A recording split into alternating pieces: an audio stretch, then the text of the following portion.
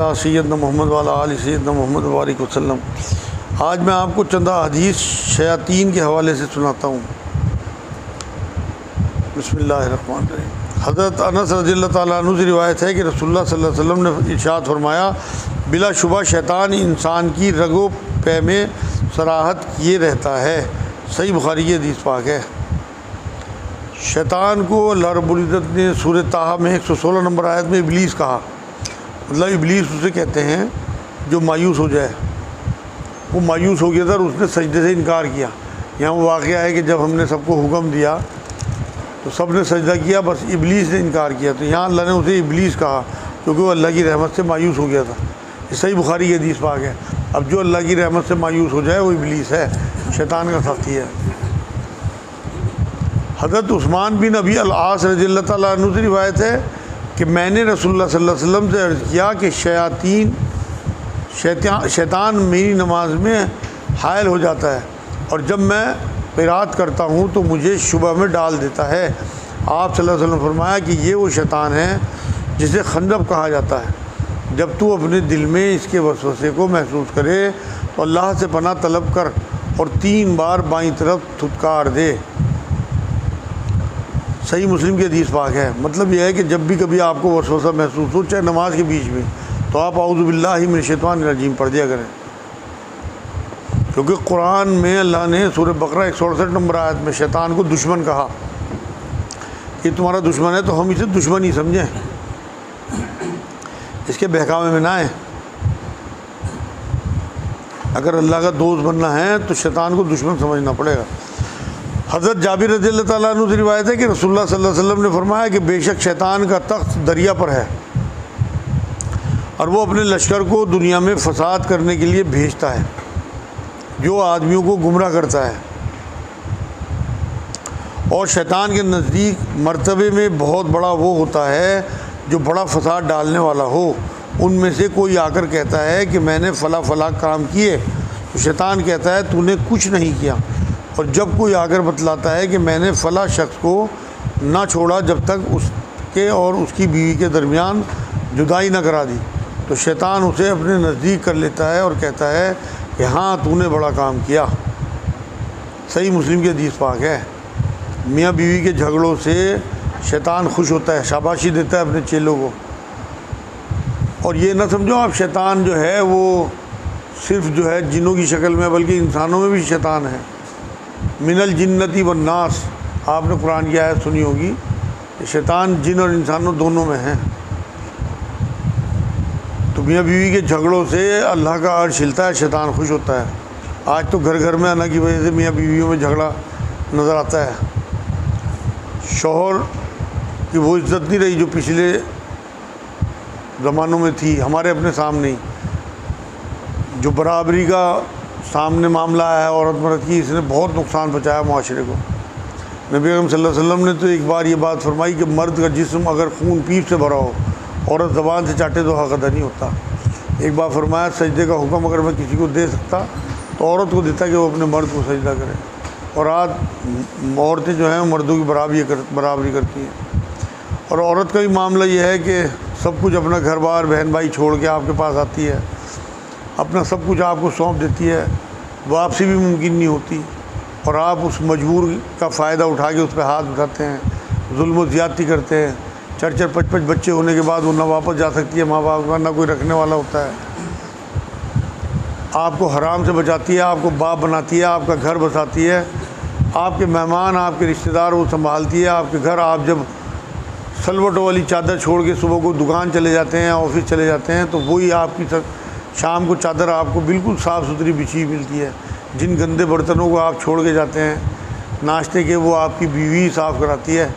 آپ بھوکے پیٹ نکلتے ہیں، رات کو جب آتے ہیں تو آپ کو کھانا تیار ملتا ہے گرم گرم۔ آپ کے صبح کو کپڑے تیار ہوئے ہوئے پریس ہوئے ہوئے کون دیتا ہے؟ جو اچھی بیوی ہوتی ہے، سب ان کے کارنامے ہیں۔ اس کے بعد بھی ان عورتوں پہ ظلم کرنا اللہ کے غصے کو غضبناک کرنا ہے اور زیادہ۔ اس لیے بہت ادب و احترام کریں اپنی بیویوں کا بھی اور اپنے شوہروں کا بھی۔ نبی اکرم صلی اللہ علیہ وسلم کے بارے میں آپ کو بتا دوں، پہلے بھی بتا چکا کہ حضرت عائشہ جس جگہ ہونٹ لگا کے پیالے میں پانی پیتی تھی، حضور وہیں ہونٹ لگاتے تھے، بالکل اتنی محبت تھی۔ جس جگہ سے بوٹی کاٹتی تھی دانتوں سے، حضور بالکل وہیں دانت لگاتے تھے، اتنی محبت تھی۔ اپنے گھر کے کام کرا دینا، حضرت خدیجہ چولہے میں پھوکے مارے، حضور پیچھے سے لکڑیاں پکڑا رہے ہیں، اپنے کپڑے خود گانٹھ لیتے تھے، اپنے جوتے خود گانٹھ لیتے تھے، اپنے پیبند خود لگا لیتے تھے، کوڑا اٹھا کے ڈسٹ بن میں ڈال دیا کرتے تھے جھاڑو دے کے۔ مطلب کوئی ایسا کام نہیں گھریلو جو ہم اپنی انا کا سوال بناتے ہیں جو نبی اکرم صلی اللہ علیہ وسلم نہ کرتے ہوں۔ گھر کا کام اپنی عورتوں کا ہاتھ بٹانا نبی کی سنت ہے۔ یہ آپ صرف ہم لوگ جو ہیں وہ داڑھی ٹوپی کو سنت سمجھتے ہیں، سنت رویے میں ہے نبی اکرم صلی اللہ علیہ وسلم میں، تب داڑھی ٹوپی آپ کی کام آئی۔ اگر آپ کا رویہ حضور کے خلاف ہے تو آپ یقین کرو داڑھی ٹوپی ابو جہل کے بھی تھی۔ تو آپ کا رویہ آپ کو نبی اکرم صلی اللہ علیہ وسلم کی شفاعت کے مستحق بنائے گا، داڑھی ٹوپی نہیں بنائے گی۔ رویہ آپ کا اپنی عورتوں کے ساتھ بہتر ہونا چاہیے۔ صحیح مسلم کی حدیث پاک ہے۔ حضرت ابو ہریرہ رضی اللہ تعالیٰ عنہ سے روایت ہے کہ رسول اللہ صلی اللہ علیہ وسلم نے فرمایا، شیطان تم میں سے کسی کے پاس آتا ہے اور اس سے کہتا ہے، اس کے دل میں ڈالتا ہے کہ یہ کس نے پیدا کیا، وہ کس نے پیدا کیا۔ آخر میں یہ کہتا ہے کہ اچھا اللہ کو کس نے پیدا کیا۔ تو جب کسی شخص کو ایسا وسوسہ ڈالے تو وہ اعوذ باللہ پڑھے اور شیطانی خیال چھوڑ دے۔